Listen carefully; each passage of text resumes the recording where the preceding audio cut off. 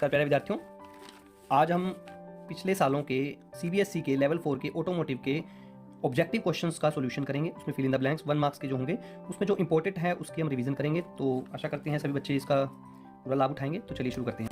सबसे पहला क्वेश्चन है कि एक प्रकार का एंटीक एयर कंप्रेसर जो प्रेशराइज हवा को स्टोर करने योग्य नहीं है डैश में पाए जाते हैं, यानी कि type of antique air compressor which is unable to store pressurise air may be found in कौन सी जगह पे ये पाए जाते हैं जिसमें आपको प्रेशराइज एयर को स्टोर नहीं करना पड़ता हवा को। तो वो होता है ब्लैक स्मिथ के फाउंड्री बेलोज में। जो ब्लैक स्मिथ मतलब जहाँ पर लोहार वगैरह काम करते थे, तो वहाँ पे जो एयर कंप्रेसर थे वो साथ के साथ हवा बनाते थे और साथ के साथ उसको यूज़ करते थे, स्टोर नहीं करते थे। चलिए आगे चलते हैं। ऑटोमेटिक कार वॉशर में कार वॉशिंग कार को प्लेटफॉर्म पर खड़ा करके डैश के प्रयोग से किया जाता है।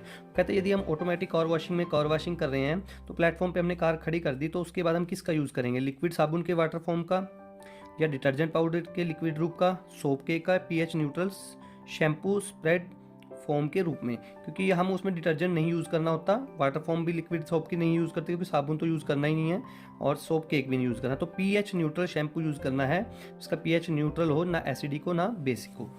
उसके बाद हम आगे बात करते हैं। सामान्यतः पर्वतीय मोटर मार्ग पर चलने वाले मोटर वाहनों के स्टीयरिंग सिस्टम में डैश में सुधार लाने के लिए नकारात्मक कैम्बर दिया जाता है। तो आपने पिछली वीडियोस में भी देखा होगा कि हमारी जो हिली एरियाज़ में होता है, हम वहाँ पे जनरली हिली रोड्स पे क्या करते हैं, हम उसको नेगेटिव कैम्पर देते हैं। इससे क्या सुधर जाता है? इससे हमारा कॉर्नरिंग परफॉर्मेंस सुधर जाता है, यानी कि मोड़ का जो हम कटाई लेते हैं तो नेगेटिव कैम्बर में ईजिली मोड़ दिया जाता है। चलिए आगे चलते हैं। इसके बाद है हमारा question, one link of mechanical shock absorber is connected to the frame whereas the other link is fix to dash. यानी कि हम शॉकर की बात करें तो हमारे शॉकर की एक तरफ कहाँ पे लगी होती है? गाड़ी के फ्रेम से लगी होती है, और दूसरी तरफ हमारी उस शॉकर की कहाँ पे लगी मिलेगी हमें? एक्सल के साथ। तो इसका आंसर आ जाएगा एक्सल।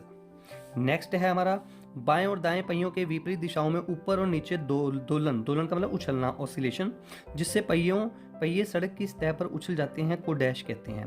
तो अब यहाँ पर आपको थोड़ा सा ये ध्यान रखना है कि ये बात किसकी हो रही है। ये यहाँ पर बात हो रही है हमारी व्हील्स की मतलब अनस्प्रंग वेट की। खाली पहिए यदि हमारे अप एंड डाउन मूवमेंट करते हैं ऐसे, तो वो किसकी बात हो रही है? अनस्प्रंग वेट की। तो अनस्प्रंग वेट में अप एंड डाउन मूवमेंट को क्या बोलते हैं? हम ट्रैम्पिंग बोलते हैं। इसका आंसर आएगा ट्रैम्पिंग। और यदि पूरी बॉडी हमारी अप एंड डाउन रोल कर रही है तो उसमें रोलिंग भी आता है और एक बाउंसिंग भी आता है। एक साथ रोल कर रही है तो हमारा बाउंसिंग आएगा, और अप एंड डाउन ऐसे मूवमेंट कर रही है, हमारी गाड़ी कर रही है यानी कि ऊपर का स्प्रंग वेट कर रहा है, तो उसको बोलते हैं हम रोलिंग। तो उसके बाद आता है, लर्नर लाइसेंस जारी होने की तारीख से डैश की समाप्ति के बाद एक व्यक्ति स्थायी ड्राइविंग लाइसेंस के लिए प्राप्त हो जाता है। तो आपको बताया गया था, आपने वीडियोस में भी देखा होगा कि लर्निंग लाइसेंस की जो वैलिडिटी 180 दिन की होती है, लेकिन उसकी जारी होने की तारीख से आप 30 दिन बाद की, यानी कि 30 डेज की समाप्ति के बाद आप परमानेंट लाइसेंस के लिए पात्र हो जाते हैं। तो यहाँ पर आंसर आएगा 30 डेज।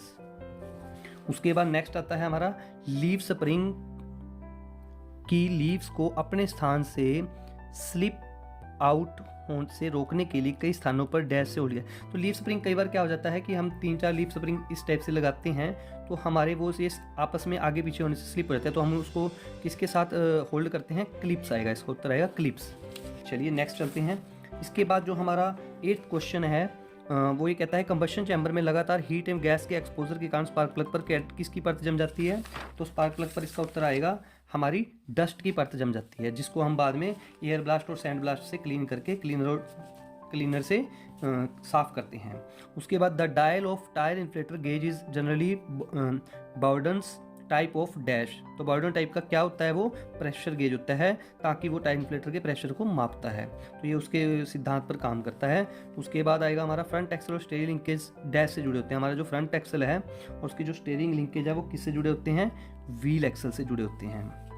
उसके बाद, सस्पेंशन सिस्टम में स्प्रिंग के अपर्याप्त का मतलब इनसफिशिएंट भी जितनी जरूरत है उससे भी कम लुब्रिकेशन से क्या पैदा हो सकता है? उससे स्क्वीकिंग और रैटलिंग नॉइस मतलब चीखने की आवाज़ पैदा होगी। कि यदि हमारे सस्पेंशन सिस्टम में चिकनाई नहीं दी होगी, सूखे चलेंगे जो हमारे बुश वगैरह, तो वो क्या करेंगे? जंप के वक्त, झटकों के वक्त चीखने की आवाज़ आनी शुरू हो जाएगी गाड़ी में।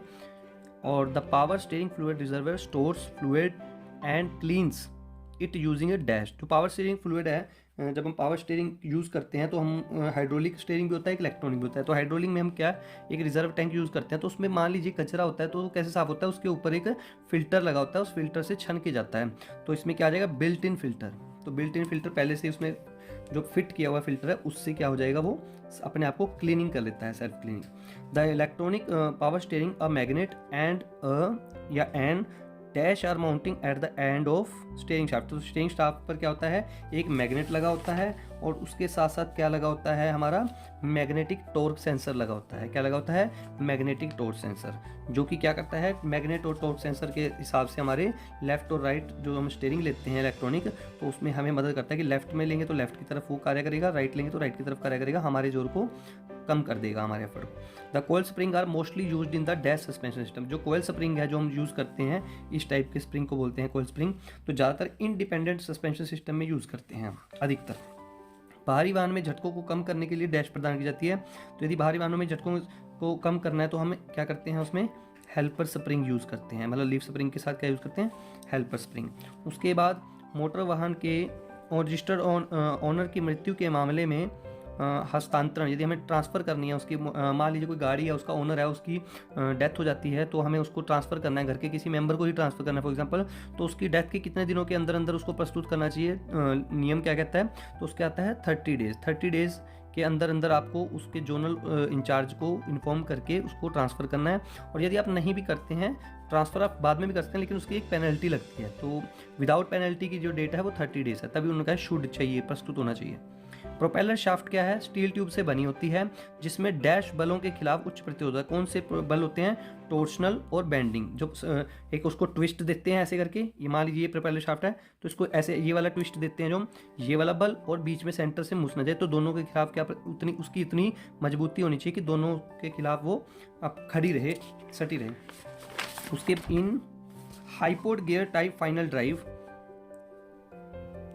Gears the teeth are cut in dash curve. जो हमारे टीथ हैं वो किस शेप में कटे होते हैं, तो उसका उत्तर आएगा हाइपरबोला शेप में। आगे है नेक्स्ट, हाइपरबोला भी एक तरह की आकृति होती है, तो उस शेप में उसको काटा जाता है, इस टाइप से आकृति होती है, ऐसे कट किए जाते हैं। Air flow sensor is a device that is used in conjunction with an oxygen sensor to accurately measure the flow of air into dash. जो एयर फ्लो सेंसर होता है हमारे सेंसर सिस्टम में, वो क्या उपकरण है जिसका प्रयोग ऑक्सीजन सेंसर के साथ मिलकर डैश में हवा के प्रवाह को सटीक रूप से मापने के लिए किया जाता है। तो किस चीज़ में उसका हवा का प्रवाह मापा जाता है, हमारा फ्यूल इंजेक्शन इंजन। तो इंजन का जो हमारा फ्यूल इंजेक्शन सिस्टम है, वहाँ पर उसका प्रवाह है जो एयर का, वो सही होना चाहिए। तो उसके लिए हमें एयर फ्लो सेंसर की ज़रूरत पड़ती है, तो वो उसकी मात्रा बताता है। उसके बाद है इलेक्ट्रॉनिक नियंत्रण इकाई, यानी कि इलेक्ट्रॉनिक कंट्रोल यूनिट है, तो वो हमारे सभी कार के किस चीज़ का कंट्रोल सेंटर है, सेंसर्स का। तो उससे सारे क्या सेंसर क्या किए जाते हैं, कंट्रोल किए जाते हैं। उसके बाद what is the purpose of a universal joint. तो हम गाड़ी में यूनिवर्सल ज्वाइंट लगाते हैं प्रोपेलर शाफ्ट और डिफरेंशियल के बीच में, तो यूनिवर्सल ज्वाइंट करते क्या है, यूनिवर्सल ज्वाइंट बेसिकली इस तरह के होते हैं, यू ज्वाइंट, ऐसे भी और ऐसे भी, दोनों तरफ से मतलब गति करते हैं। तो वो क्या करते हैं, to transfer torque at an angle. तो किसी एंगल के ऊपर ट्रांसफर क्या करते हैं, टॉर्क को, मतलब यदि ये एंगल इस पर भी करेंगे, ये एंगल इस पर भी करेंगे, बार बार करेंगे, ठीक है ना। तो उसके बाद आता है हमारा the working principle of voltage regulator is dash. तो वोल्टेज रेगुलेटर का वर्किंग प्रिंसिपल क्या है, टीरिल प्रिंसिपल है। टीरिल प्रिंसिपल पर, ये सिद्धांत पर कार्य करता है जो हमारा वोल्टेज रेगुलेटर होता है, जो हमारी गाड़ी के अंदर वोल्टेज रेगुलेटर हम यूज़ करते हैं। उसके बाद हमारा नेक्स्ट क्वेश्चन है 3-वे catalytic converter. Catalytic converter basically क्या है, मैंने आपको बताया था कि हानिकारक पदार्थों को, जैसे कार्बन मोनोऑक्साइड और हाइड्रोकार्बन और नाइट्रोजन के मोनोऑक्साइड को किस में कन्वर्ट करता है, कार्बन डाइऑक्साइड में, और हाइड्रोकार्बन को किस में है, H2 एंड कार्बन में अलग कर देता है। तो उसके बाद नाइट्रोजन ऑक्साइड को भी क्या कर देता है, मोनोऑक्साइड को भी नाइट्रोजन डाइऑक्साइड में कर देता है, ताकि ये कम गैर प्रदूषणकारी पदार्थ होते हैं, प्रदूषण नहीं मिलाते। तो उसमें यदि 2-वे का क्या होगा, 2-वे सिर्फ कार्बन मोनोऑक्साइड और हाइड्रोकार्बन को करेगा, 3-वे में नाइट्रोजन का भी फीचर आ जाएगा। तो 3-वे क्या करता है कैटालिटिक कन्वर्टर, केवल किसको करता है, कार्बन मोनोऑक्साइड और हाइड्रोकार्बन को, बल्कि NOx को भी क्या करता है, किसमें कन्वर्ट करता है, गैर प्रदूषणकारी पदार्थ, नॉन पोल्यूटिंग सब्सटेंस में। Under the provision of motor vehicle act, motor vehicle act अधिनियम के प्रावधान के अंतर्गत the register of vehicle, registration of vehicle is treated as valid only if the vehicle as valid. यदि वाहन के पास वैलिड क्या होगा, फिटनेस सर्टिफिकेट होगा तो ही उसके रजिस्ट्रेशन को वैलिड माना जाएगा, मोटर व्हीकल एक्ट ऐसे कहता है। उसके बाद हमारी गाड़ी की ओवर चार्जिंग होती है कभी बैटरी की, तो इनमें से कौन सा फॉल्ट हो सकता है, किसकी वजह से, यदि सेंसर खराब हो, टेम्परेचर हाई हो, टेम्परेचर कम हो, करेक्ट कंटेनर। तो टेम्परेचर ज़्यादा हाई, जैसे गर्मियों में टेम्परेचर ज़्यादा हाई हो जाता है, तो उन दिनों में ओवर चार्जिंग होने का फॉल्ट होने का खतरा ज़्यादा रहता है।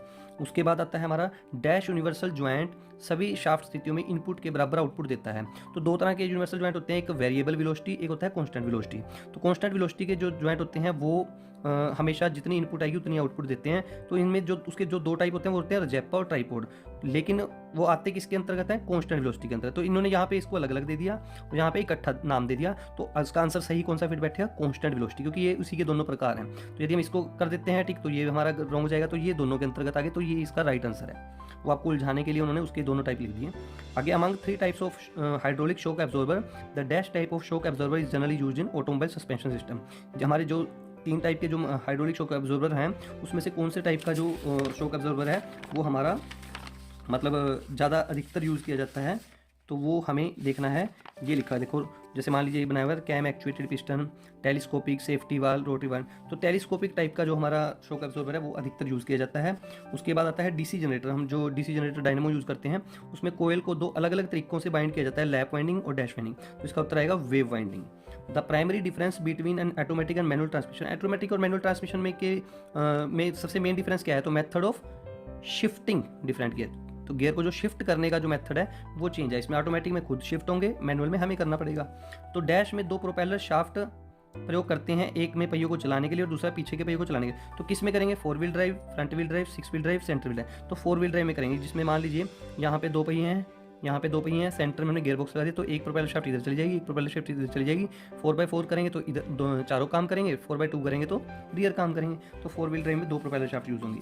आगे in fully floating rear live axle bearing are placed between the dash. तो जो फुल्ली फ्लोटिंग, पहले तो आपको पता होना चाहिए रियर एक्सल के टाइप कितने होते हैं, 3 टाइप होते हैं, एक सेमी फ्लोटिंग, एक 3/4 फ्लोटिंग, एक फुली फ्लोटिंग। फुली फ्लोटिंग का मतलब होता है पूरी तरह से एक्सल फ्लोट करेगा, बस एक स्पोर्ट मिलेगी उसको। 3/4 फ्लोटिंग में क्या होगा, 3/4 हिस्सा फ्लोट करेगा और बाकी 1/4 हिस्से को होल्ड किया जाएगा। सेमी फ्लोटिंग में क्या रहेगा, आधे हिस्से तक इसकी पकड़ बनी रहेगी। तो फुल्ली फ्लोटिंग रियर एक्सल में क्या रहता है, bearing are placed between the, किसमें आएंगे, axle housing and wheel hub. Axle housing और व्हील हब के बीच में क्या आएंगे, यहाँ पे बेयरिंग्स आएंगे और फिर व्हील कहाँ फिट होगा, व्हील हब में। तो ये हमारा पिछले कुछ सालों के ऑब्जेक्टिव 1 लाइन क्वेश्चंस का निचोड़ है। आशा करते हैं आपकी बहुत अच्छे से तैयारी हो चुकी होगी और बूस्टर वीडियो आप पहले भी देख चुके होंगे। उसके अलावा जो मुझे क्वेश्चन लगे मैंने आपके साथ कवर किए। और सभी को फाइनल एग्जाम के लिए शुभकामनाएं। धन्यवाद। जय हिंद, जय भारत।